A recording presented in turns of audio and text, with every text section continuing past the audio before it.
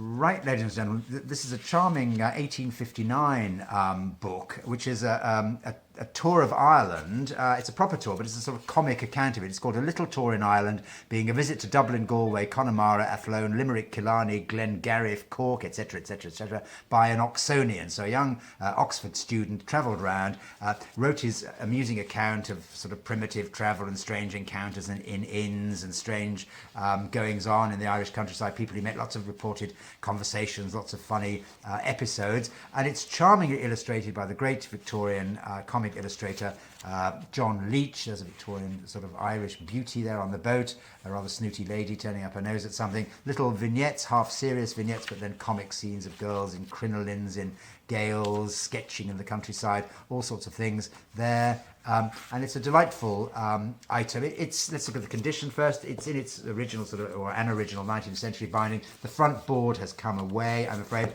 The book is a bit sort of thumbed and read, but it's a decent reading copy. And it's worth rebinding, I think, because of this charming folding, originally hand-coloured, coloured at the time, illustration at the front called the Cladder Galway. The Cladder is obviously the square in which a very rudimentary market seems to be going on, and all sorts of Irish rustic scenes. It's folded and crinkled at the corner, but it's otherwise fine.